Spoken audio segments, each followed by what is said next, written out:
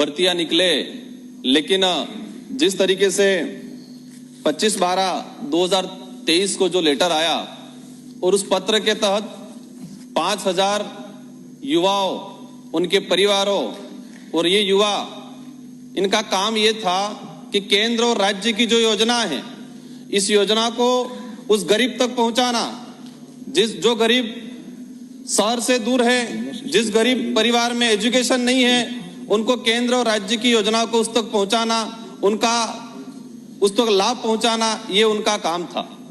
माननीय अध्यक्ष महोदय, इनको पिछली सरकार ने लगाया। अब इस सरकार ने अब क्या सोच के ये निर्णय लिया, हमारी समझ से बाहर है, लेकिन मैं आपके सामने इस राजनीतिक विचारधाराओं से परे हटके इन युवाओं की जो भावना है, इन युवाओं का जो दर्द है और इनको हटाने की वजह से उन गरीब परिवारों पे क्या असर पड़ने वाला है, जिन गरीब घर में जाके ये युवा बता रहा था कि ये आपकी योजना है, आप इसके पात्र हो और आप इसके तहत आवेदन करो, उन परिवारों पर क्या असर पड़ने वाला है, उसको लेके बात रखना चाहूंगा। माननीय अध्यक्ष महोदय, अब हटाने के पीछे कई तर्क हो सकते हैं, लेकिन हमें एक भी सही तर्क नहीं लग रहा है।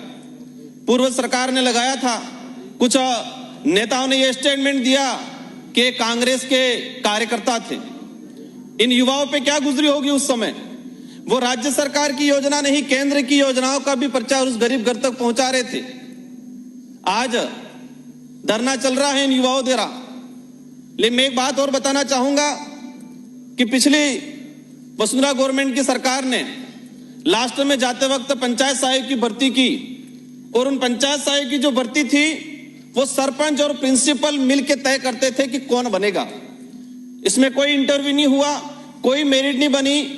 लेकिन इसके बाद कांग्रेस की सरकार आई और उस सरकार ने उनको नियमित रखा, और उसी सरकार ने पंचायत सहायक को एक सम्मानजनक पद दिया और सम्मानजनक सैलरी दी। हम इस सरकार से भी ये आशा चाह रहे हैं कि पिछली सरकार ने जो लगाया था वो किसी के कार्यकर्ता नहीं थे, इनका इंटरव्यू हुआ। माननीय अध्यक्ष महोदय, मैं सारे सदन को बताना चाहूंगा, मैं उस धरना स्थल पे गया और एक व्यक्ति ने, बच्चे ने बोला कि मैं आरएसएस द्वितीय वर्ष प्रशिक्षित हूं, अगर कांग्रेस ने भेदभाव पूर्ण तरीके से और कार्यकर्ता आइडेंटिफाई करके अगर लगाया होता तो मैं कैसे लगा, ये उस आदमी ने सवाल किया। ये अध्यक्ष महोदय, मैं ये चाहूंगा, ये लोकतंत्र है, लोकतंत्र में धरना देना, आवाज उठाना सबका अधिकार है, यह अधिकार हमको संविधान देता है। लेकिन उन बच्चे आज धरना दे रहे हैं, उनके आसपास टॉयलेट है, वो टॉयलेट पे ताला लगा दिया जा रहा है, वहां रात को लाइटें बंद की जा रही है, छोटे छोटे बच्चे लेके महिला वहां बैठी हुई है। उस परिवार पे क्या गुजरती होगी, जिस परिवार ने यह सोचा था मेरा बच्चा कुछ नौकरी लग गया और उसको तत्काल हटा दिया गया। माननीय अध्यक्ष महोदय, कई भाजपा के विधायकों ने भी पत्र लिखा है, 20 से 25 भाजपा के विधायकों ने भी पत्र लिखा है।